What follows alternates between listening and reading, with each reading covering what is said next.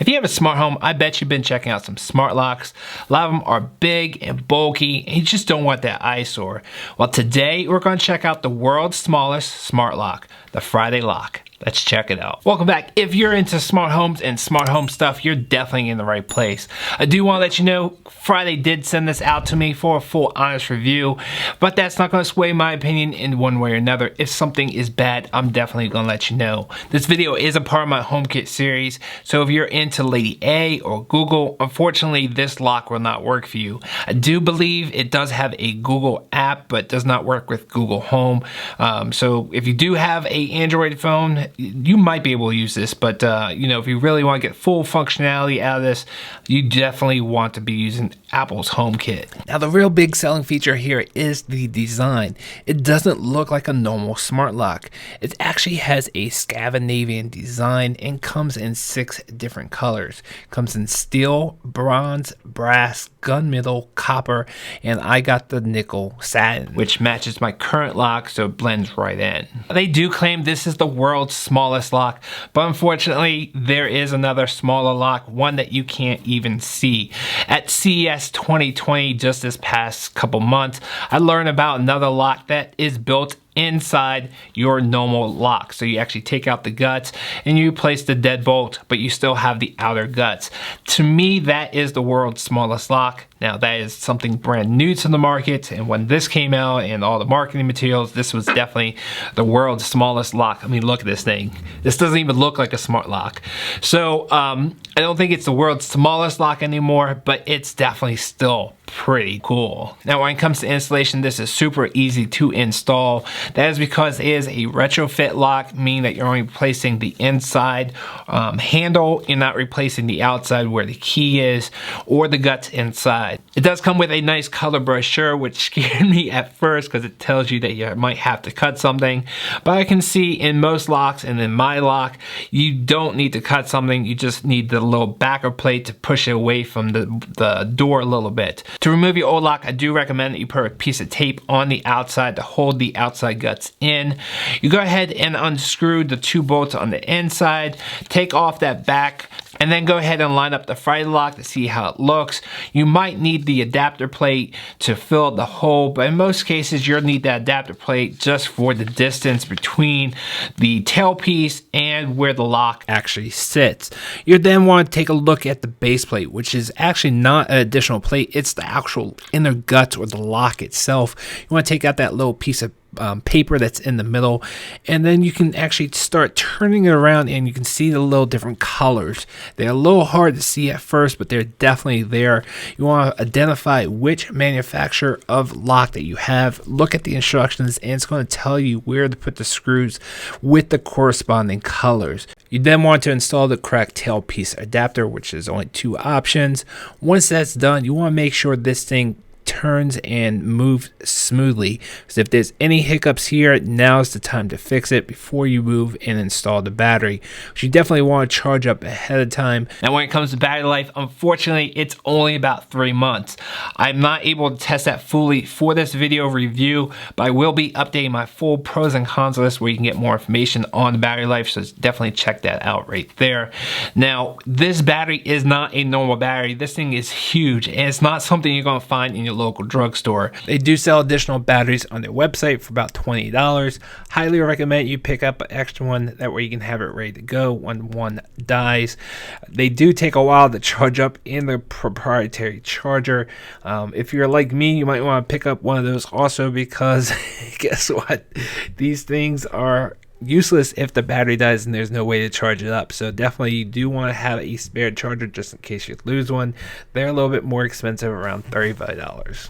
Go ahead and install the battery and download the app. Follow the instructions, which, by the way, they do require a telephone number to make an account, which I think is a little bit too personal. I'd rather have them asking for an email address rather than my phone number.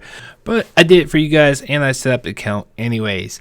Go ahead and continue following these simple instructions. Eventually you'll get to the point where you have to scan the HomeKit code, which is on the box. So don't throw out the box. You'll still need that. You'll then assign it to a room and normal HomeKit stuff, and then it will take you back to the Friday Lock app and have you calibrate the lock. It will walk you through a process where you open and shut the door so it knows when the door is actually shut. And then at this point you can put on the cover. You want to make sure you line up the cover with the battery and make sure they're in parallel with each other.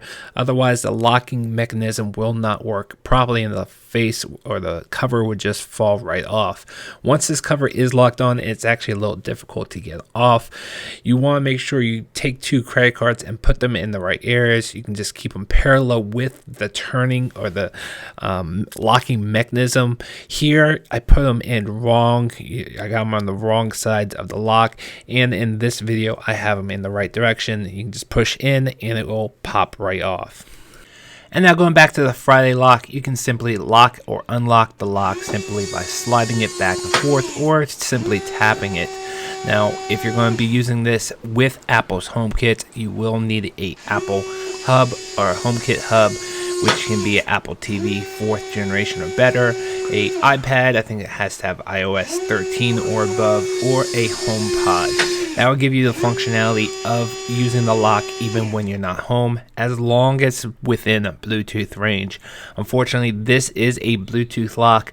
They do mention it does have Wi-Fi on demand, but it is not a normal Wi-Fi lock where it's connected to your Wi-Fi router all the time and you have the Wi-Fi range. It is on demand, which I will talk more about in a moment. Now back in the Friday app, they do have a couple features that are useful called Friday Assist. Most notably, there's the auto unlock feature, which puts a geofence around your house. As you're leaving the area and coming back into that geofence, it's going to unlock for you as you're approaching and it gets within Bluetooth range, and it worked very well for me. Now the other 2 are auto locks based off of how hard you shut the door or a certain period of time that the lock is unlocked. And in my opinion, both these auto lock features are not useful. There's too many variables, especially when it comes to how hard you shut the door. And the other one is based off of time.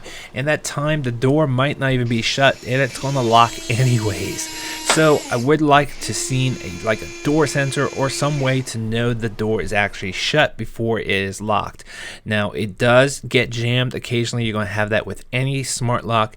In the Friday app, it does not tell you that it is jammed. It's going to tell you that it's locked, and I did find the issue with that. With HomeKit though, it does tell you it is jammed to let you know. I didn't get a notification, but you do look at the screen, you look at the tile, and it will tell you that it is jammed. Now let me talk about this Wi-Fi really quick. This is not a Wi-Fi lock. This is mostly Bluetooth. That means it's going to connect to your phone or a Apple hub via Bluetooth. Now it does mention it does have Wi-Fi on demand, which is kind of new to this newer version, but unfortunately that Wi-Fi does not work in my testing, and the way that's supposed to work, I just don't completely understand. Apparently someone's supposed to knock on your door twice and it's supposed to unlock, but how is that secure with anyone being able to knock on your door twice? Now I can kind of understand if someone knocks twice, that will activate it, turn on the Wi-Fi. So if your HomeKit hub is too far away to use the Bluetooth like it is in my house, someone can knock twice, activate that Wi-Fi. They'll have to call you to tell you to unlock it, and with that Wi-Fi signal now on, it will be able to unlock. Unfortunately, that did not work. I've been talking to support. Unfortunately, they haven't been able to fix the issue. If they do, I'll definitely be updating my full pros and cons list on my website. But unless you have a bigger house, you're not going to run into that issue because your HomeKit hub is going to be within that 30 to 40 feet range, which is good enough for this Bluetooth lock. I do think there's still work to be done with this software. I love the design of this, the look of it, but unfortunately, all those limitations when it comes to the Bluetooth and the app crashing and the Wi-Fi issues, unfortunately, I can't recommend this lock currently, but in the near future, as they continue working on the software, I definitely think this is a contender for a lot of great smaller smart locks for your house. If you guys want to see the next video in my HomeKit series, check out that video right there.